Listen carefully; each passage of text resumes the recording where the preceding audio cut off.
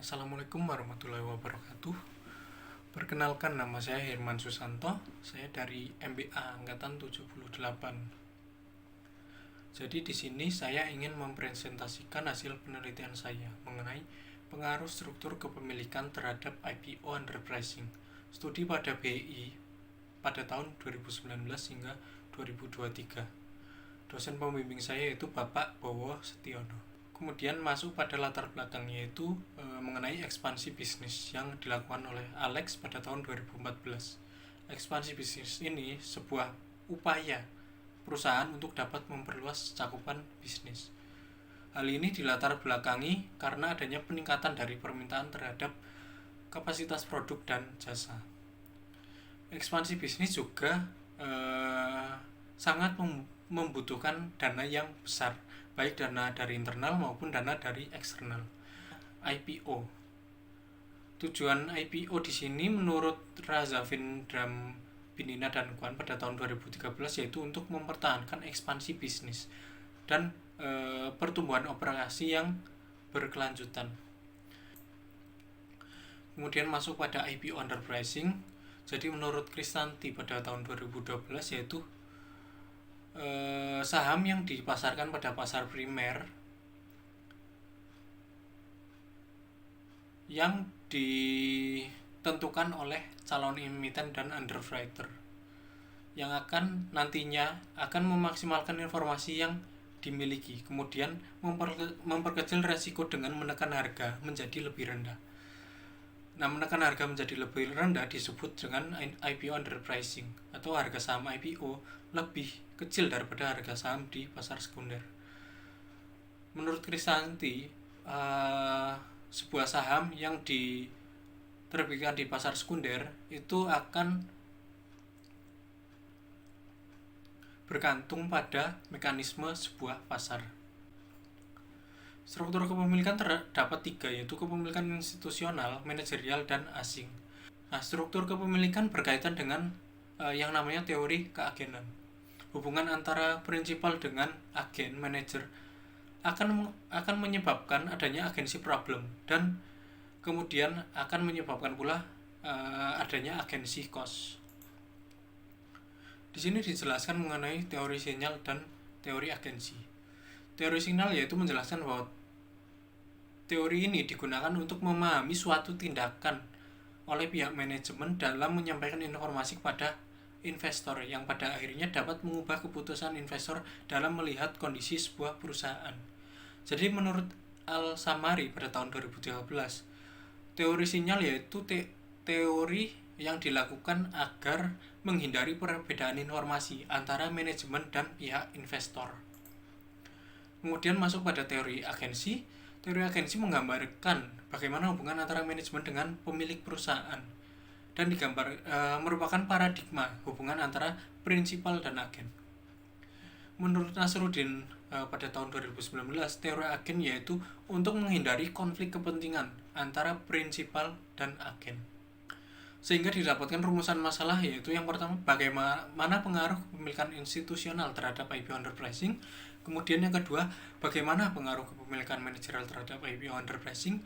Dan yang ketiga, bagaimana pengaruh kepemilikan asing terhadap IPO underpricing.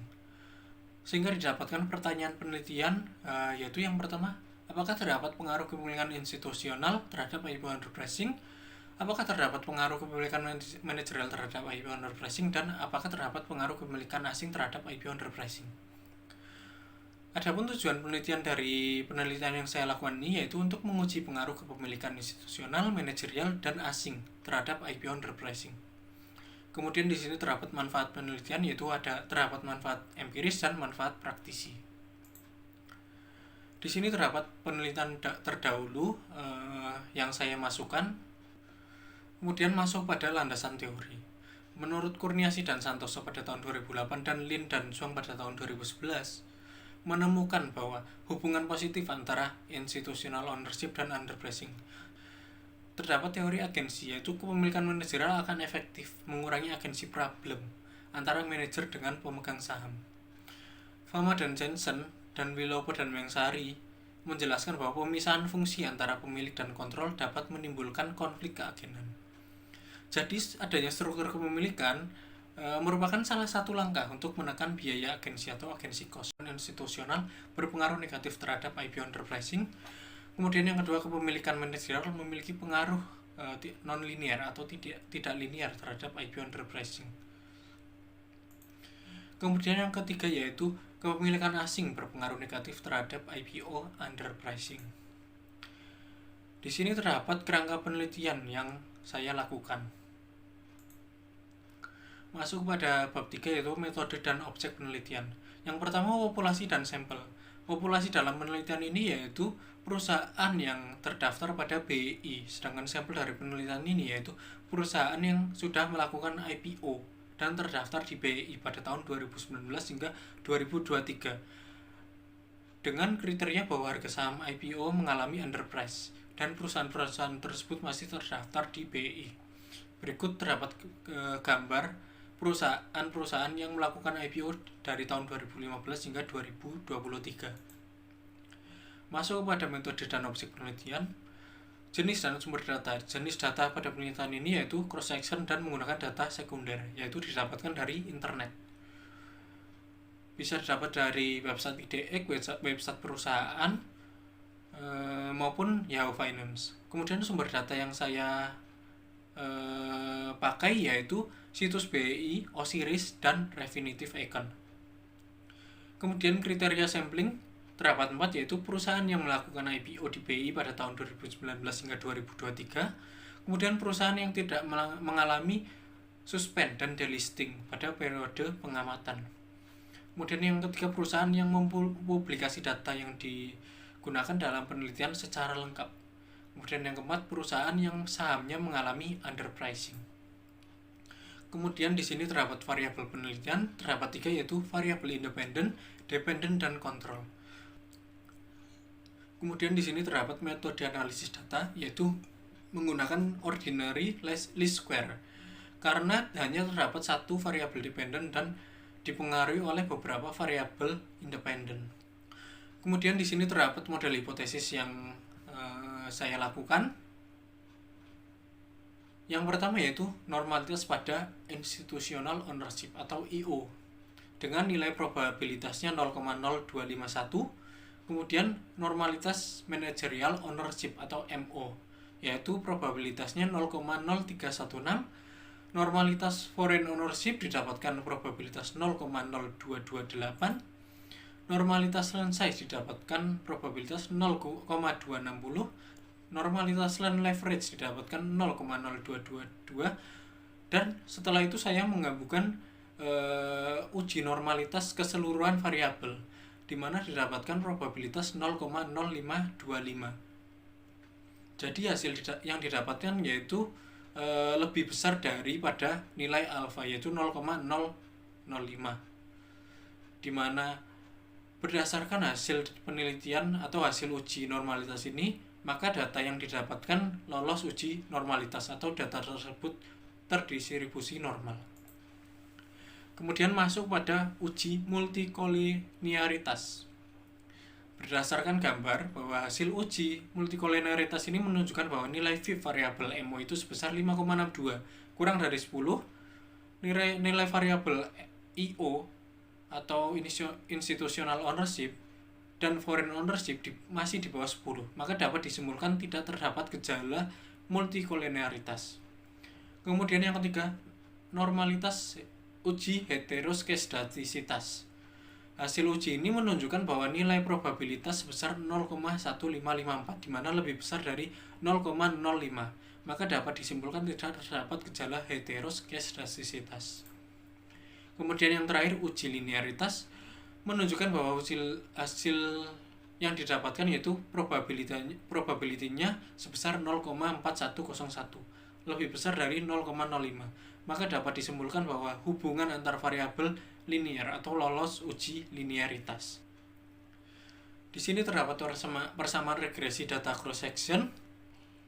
Kemudian masuk pada hasil uji hipotesis. Yang pertama hasil uji T.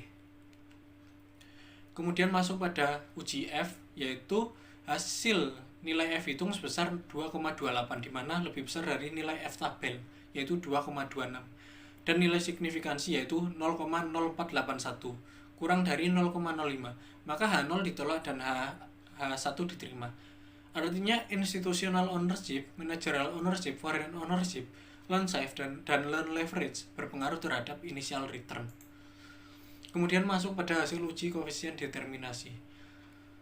Hasil yang didapatkan yaitu sebesar 0,0517 atau 5,17%.